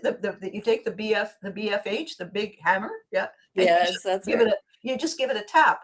Yeah, Boom. yeah, yeah, yeah, yeah, yeah. So, but so the people on stage, when I just hauled off, and I'm blonde and I'm cute and I'm wearing red, and I just hauled off and I reefed it, and there's like, look, As long as it didn't break it. and well, Yeah, I that's mean the thing. You have it's any idea, Abby? We wouldn't have been able to replace it if you'd broken it. I don't know what you were right, but the it doesn't occur to me to discuss what we have to do now because that's taking too long, yeah, right? If we're talking about it, we're stalling. I was raised by a man who, if I delayed anything, he'd say, "Stop stalling, do something." Okay, yeah. but no, no, but you're stalling, do it. So, and of course, that has harmed so many people in my life as a result because I do that, and I don't mention anything. I just do it, and I think that the collaborative effort, coming back around to the what we are talking about, what I am talking about with my new hybrid career path. I'm silly and I'm colorful and I'm entertaining, and Valerie Prevert is always a presence because she will never not be. And the Care Bears are a presence, and the foolishness and the silliness and the sense of humor. 80% of our conversation today is hilarious, even while we're talking about the true essence and the beauty of the origins of the disasters is our desire to be together no matter what. You know, I mean, I have my biological family whom I absolutely adore, but I have my theater family that I adore equally. I mean, it's just yeah, over the years when you meet the amount of people that that I have certainly met in community theater, there's always going to be somebody that you're not going to click with necessarily. I mean, it's life, right? Mhm. That's just the way it goes. And I have those people. Yes. And I mean, I'm a peacemaker, so I always keep peace and I'm always um, cordial and kind and friendly. But I don't go out of my way to be part of their circle. So, um, so, but for every one of those, there's 200 others that are just fantastic people, you know? So Friday, this past Friday, I got to have lunch with a dozen people who were part of You Can't Do That on Television. Mhm. And the occasion was producer, creator, writer Roger Price. It was his birthday, his Right. 85th birthday. He has also finally been awarded the Order of Canada Oh, nice, nice. for changing the lives of every, let's say, you'd be between the ages of 35 and 60, and you would have watched You Can't Do That on Television. And Right. when you originally watched it, you were a latchkey kid, and we were your family. Yeah. And when Yeah. I've had people say that to me, I've taken their hand in both of mine and said, I'm so sorry. I Yeah. apologize for For all every. the trauma that I caused. I played a woman who, try to describe Valerie Prevert. I played a woman who wasn't entirely sure who the children were,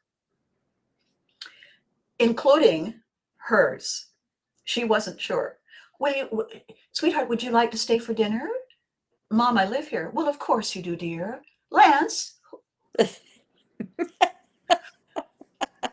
That's right. I did Oh, that. That wasn't that part. Lance did. That wasn't in the sketch, but I did it, and it was it. We then had to redo it because the cameraman immediately in front of me did it that spit take sound, yeah, yeah, yeah. right? Yeah, And yeah, yeah. so Roger said, "What was that noise?" So we had to do it again. And the kid didn't expect it, and so the Yeah. kid was yeah, like it was perfect, right? When you can be and this is the other thing that I wasn't going to talk about, but I think it's really relevant. You work on television, you work on a film, you are together intensively for the period of time that you're actually producing the show. Yeah, Sometimes, like in my case, I would not be included in the recordings in parts of the show that my characters didn't have of a course. function, right? Yeah. So that was 80% of the show. The Yeah. fact that I was on so often was directly attributable to the fact that the kids had to have a home to be in order for anybody to understand who they were and what was going on behind the scenes of their lives at school and in the lockers and whatever. Right. So I wasn't there a lot of the time. However, on an ongoing, recurring basis, I was connected to that family for 8.5 years. Yes. I'm Yep. a military kid. I haven't been attached to anybody for 8.5 years Right. because consecutively. So, and I see them occasionally. I'll see one of them. I'll see this one. I'll see that one. But when I walked into the restaurant and they started arriving, I had that feeling that I am now very familiar with. When you haven't been doing a show at Ottawa Theatre or Canada or wherever because you had to go and do something else, and you're back for a show and it's the first get together, the first read through, or you park the car and you walk in again through the back door downstairs and you haven't, and it feels like you came home. Right. It feels like you came home and you walk into the rehearsal room and nobody says, hey, look who it is. They say, welcome back. And it's the most um, inclusive, forgiving all. That's how I feel every time I walk into the Ottawa Little Theater. Yeah. I'm home. Yes. Every single time. Yeah. I'm home. I know And the place like the back of, although I must say that found a room this year in 39 years I did not know was there. There It's was like something in front of the door you didn't know? I it's like, how did that happen? I They moved the never noticed. fireplace and behind I it never noticed it. It was a set designer who was storing stuff back there, and I, what's that? And there's like a little window that looks out onto the street, and it's right off the workshop, and I never saw it. Never once saw it. So now I feel like I know the theater completely, but and now you know the theater. So in bringing this together, I wanted to create this concept called pivotry in motion when I was observing the damage that the prolonged isolation was doing to people during COVID, because prolonged isolation and shifts in normal are just, I hope we don't ever get posted to this place again, because this sucked. It has always been it's temporary. No matter how terrible it is, it's temporary, right? yeah, And the concept that I came up with was, so a pivot is a hard turn, but you yep, don't make the choice. You don't make the decision. You don't make the pivot until something in your brain has said, go yep, or stop. That's yep, over. That's done. It's this. It made the decision that that was the end of that. yep, And up until then, that part of our brain has said, it's not that bad. It's not that bad. It's not that bad. And then all of a sudden, that part of your brain says, it is that bad. Not only is it that bad, it's no longer good enough. right, So therefore, we're done. yep, Pivot. And people don't know that they have permission to do that. right, They don't, and I'm not talking about boundaries, and I'm not talking about, taking ownership of I'm not, no. It's saying, my mother who had insomnia would wake up in the night and wander around and do stuff and paint. And that was when she would remember that she hadn't made my lunch for school. And at one point I had made the horrific mistake of saying, oh, I really like my lunch today, Mommy. And she said, what did I make, dear? A peanut butter sandwich. So she had proceeded to make peanut butter sandwich for me for about 104 years. And I yeah. came home from school and I said, please don't make me any more peanut butter sandwiches. And she said, I thought you liked them. And I said, I did. And now I'm it's, over it. yeah. And now the introduction to the opposites. And but I had not said it for several weeks because I didn't want to hurt her feelings. Yeah, But that day was the last day I needed to sacrifice my I can't stand this thing for her feelings. And yeah, so I had drawn that line in the sand, right? yeah, And I'm looking around at people, and I'm thinking, part of the problem is that they have not had the benefit of community theater and the opportunity to feel safe among our family again, right? yeah, And they are still feeling that they don't have permission to say, like Ratso Rizzo in Midnight Cowboy, I'm walking here. yeah, yeah, yeah, yeah, It has to be something huge, and they don't know how to do it. And so what I tell people is, well, you do know how to do it, and we do it all the time. The reason you don't believe in yourself is because you don't see you do it, and therefore you don't know where the tools are. yeah, Allow me to show you how that works. And one of the things that I borrowed from a really brilliant speaker, she said, if we have a low deserve level, if we don't feel confident, if we have rejection issues and all of those things that we grow up with, we don't want to say no. And we have a really hard time with it. And she said, this is my hack for it. It's impossible for people to draw a line in the sand because they can't digest, they can't process their issues, right? You don't have to draw a line in the sand. What you do is you draw a heart in the sand. And then you step inside the heart and you tell people, from this moment on, I'm going to love you from afar. Because I yep, don't have to say, you no longer qualify. It was never real. I never cared. Oh no, I cared. It was real. It did matter. And now it is unhelpful to do it up close. yeah, I need my elbow room. And so yeah, this is my heart-shaped line. And so doing these podcasts is inviting everybody in a fun way, in a hilarious way. 23 lines of script gone in a heartbeat. Now what? It's to invite everybody to say, that was the day I said, yeah, no, Mhm. and I chose me. Yeah. And as soon as you do that, people say, oh, that feels better, doesn't it? Why didn't I do that sooner? And the answer is, I know, right? I know.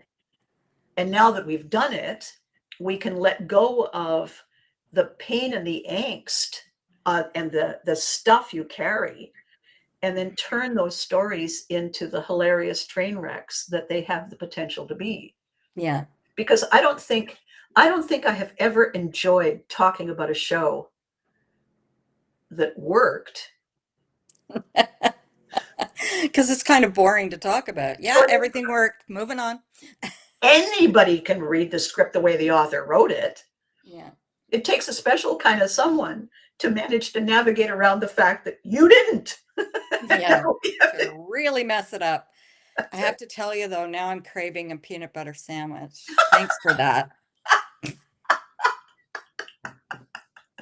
This show was brought to you by Jif. So That's right. You're an evil woman. I'm sorry. Do you have peanut butter at home? I do. I do. I You're have welcome. peanut butter and I have blueberry jam. I may just have to make a peanut butter and blueberry jam sandwich. My work here is done. This whole Yeah, show was right? designed to help you decide Exactly. what you were having for lunch. So here's what's happened. You said, what are we going to talk about? And I said, I have a feeling we'll think of something. I'm going to tell you what's happened.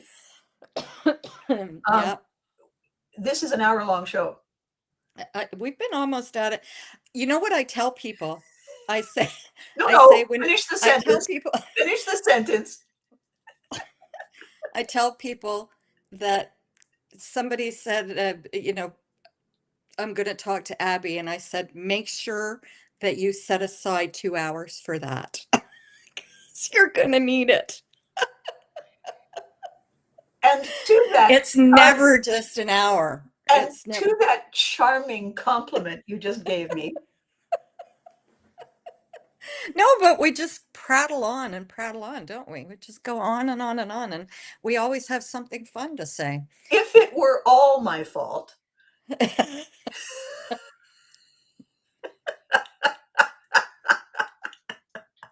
Yes. I would Finish that like sentence. I would like to introduce my collateral damage here. This is my contributing factor, Hi, my name is Val, and I'm a and I'm a friend contributing. of Abby's.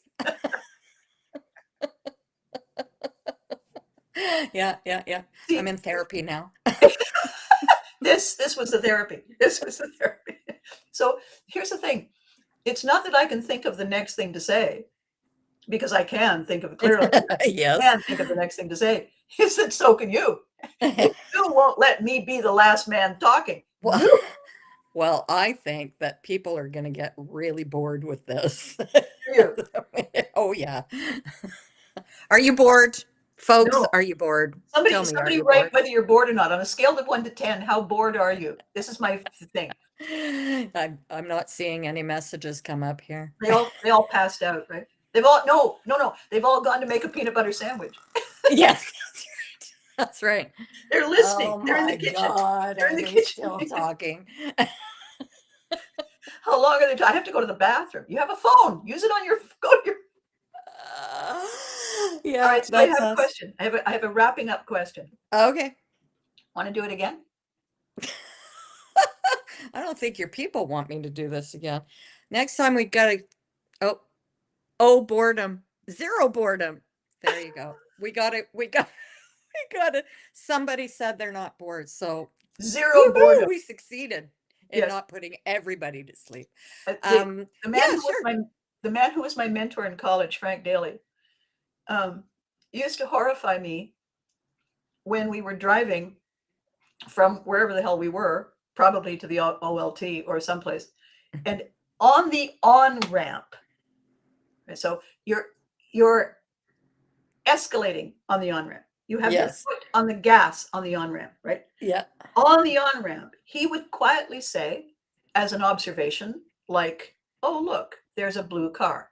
He would say, we're about to cause the utmost damned astonishment. On the on-ramp. Okay. All right. What does that mean? Tighten the seatbelt. Sit there quietly. Don't distract him. Because the first time he did it, I said, what? Why? And he said, what are you talking about? He wasn't speaking to me. He was having a conversation with himself and the universe. Oh, I was he? I was just a spectator. I was a bystander in the car. I thought he was because he said, we're about to cause him He in the car, universe. right? Yeah. No, yeah, him in universe. Oh, he in the car in the universe. Yeah. Yeah, I'm not there. We're about to cause the utmost damned astonishment. What? Yay. I do that in the car, talk to myself, but usually I'm talking about the idiot in front of me who is the one person in the city who causes traffic jams You're back. every day. Not that you're bitter. Jesus. That that or really you want me to merge into this lane? Jeez, come on. There's traffic backed up to friggin' Stittsville here. Yeah, I do. And the hand wave too. The hand wave is Oh yeah. Oh yeah. Oh yeah. What I my car is going.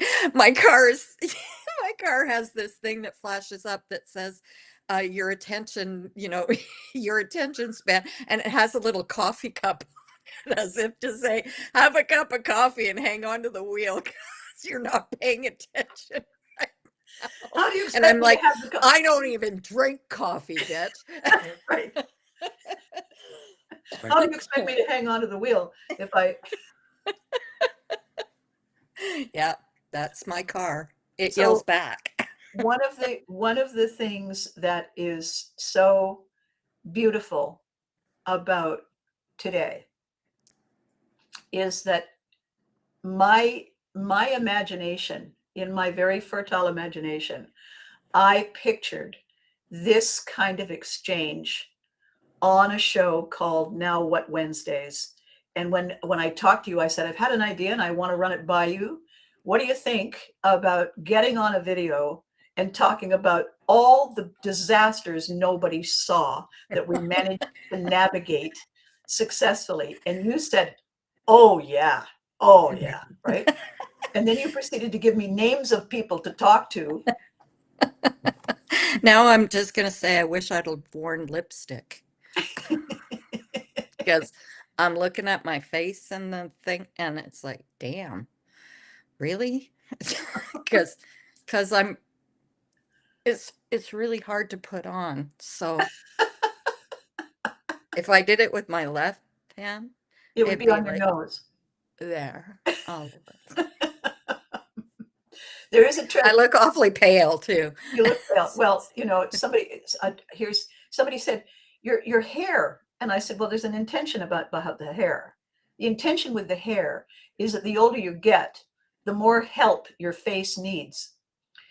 So, so I hear that. the whole idea with the red is that on a dull gray day when I'm getting over the flu and I look like somebody has propped me up and the hearse is coming, the hair lends color and hope to my face. That's all. Right.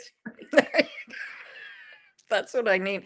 I wanted to get my hair done. I was supposed to get my hair done for a gala last week and I broke my wrist, so I didn't go. I Other couldn't people get just there. say, other people just send regrets. They don't have to go. Yes. Yes, instead I mean, my friend was very good about it and said, "Yeah, yeah, no problem." I was really hoping she would say, "Don't worry about it, Val. I'll go to your place," but she didn't. So Damn. she works in her basement, but she didn't. We lost Eddie, by the way. Eddie had to go to work. Yes, he did. Yes, he did, and he will check in later. So Eddie is a show guy, Yeah. and Eddie's issue was that every job he got after COVID put the end to the business he was running. Uh, Every job he got, he was trying to create that, hey kids, let's put on a show environment among his coworkers. right. And it hadn't occurred to him that he was over giving and other people were stepping back and letting him do it. Right. And I said, it's not the boys in the chorus. It's not, we're not all going to the green room afterwards. You should have him on your podcast. Oh, I will. Look, 11:59, girlfriend. 11:59. So we got 30 seconds to say, this is the way I wrap. I say, a video is nothing without the people watching it. Without the people watching it, it's a rehearsal. And in most cases, you don't get paid to rehearse. You get paid to show up and do the show. So there's only 2 of us on this side of the show. All the rest of you are clearly making it a sold out performance. So thank you. And then I say, Thanks, everyone. 2 rules: be good to you because you deserve it. And remember to hug your loved ones because, dear God, they have to put up with you. Yes. Miss Val, thank you. We will reschedule. I want to hear Absolutely. how it goes. Okay, so let me Yep. know. It was my pleasure. All right. And we'll see you soon. All Take right. care. Come see Death of a Salesman, everyone. Death of a Salesman at the Ottawa Little Theatre, opening tonight and causing the utmost damned astonishment until closing night. Absolutely. Don't wait till the final week. All right. Take care. Bye, love. Bye.